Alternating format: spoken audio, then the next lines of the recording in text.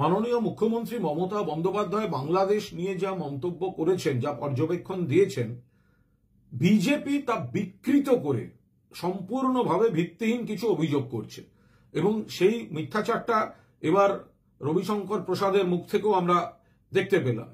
দেখুন, মমতা বন্দ্যোপাধ্যায় প্রথমেই বলেছিলেন এটা বাংলাদেশের বিষয়, আন্তর্জাতিক বিষয়, তিনি কিছু বলবেন না, এটা ভারত সরকার।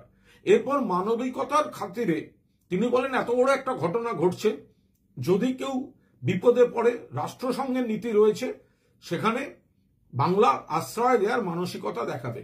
এখানে আপনাদের ধরতে হবে যেটা বিজেপি বলছে আশ্রয় দেওয়া মানে এটা কি, আমাদের এটা মাথায় রাখতে হবে সীমান্তটা কিন্তু বিএসএফ দেখে। অর্থাৎ রাজ্য সরকার, মমতা বন্দ্যোপাধ্যায় সরকার ইচ্ছা করলে দরজা খুলে দিয়ে যাকে ইচ্ছে তাকে নিয়ে নিতে পারেন না।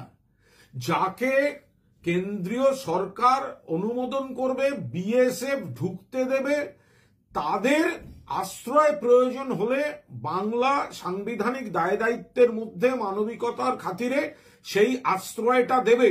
বুঝতে হবে, বাংলা আশ্রয় দেবে মানে বাংলা সীমান্তের দরজা খুলে দেওয়ার রাইট বাংলার নেই। মমতা বন্দ্যোপাধ্যায় সে কথা বলেননি, মিথ্যাচার করছেন, মানুষকে ভুল বোঝাচ্ছেন এই রবিশঙ্কর প্রসাদ আর বিজেপির লোকেরা।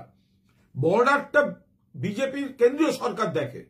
যদি বর্ডার দিয়ে কেউ আসেন তাহলে তো প্রথমে পশ্চিমবঙ্গ, বাংলাদেশ থেকে যদি বর্ডার দিয়ে কাউকে ভারত সরকার আসতে দেয় তাহলে তো সেটা পশ্চিমবঙ্গ।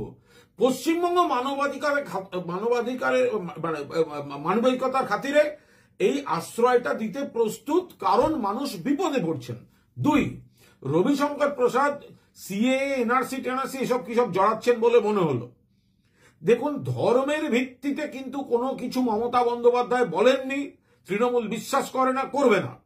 একটা অশান্তি চলছে, ছাত্র অমুক তমুক সব মিলিয়ে একটা বাংলাদেশে মৃত্যু মিছিল। আমাদের যারা পড়ুয়া আছে, যারা ওখান থেকে চলে আসতে চাইছেন, তারা সবাই সেখানে উদ্ধার করতে গেলেও সরকারের, রাষ্ট্রের যে কর্তব্য থাকে সেগুলোতে জোর দিয়েছেন।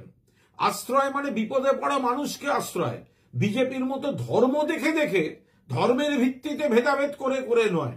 তো এই জায়গাটায় মমতা বন্দ্যোপাধ্যায় যা বলেছেন সেটাকে বিকৃত করে মিথ্যাচার করছে এই ভারতীয় জনতা পার্টি।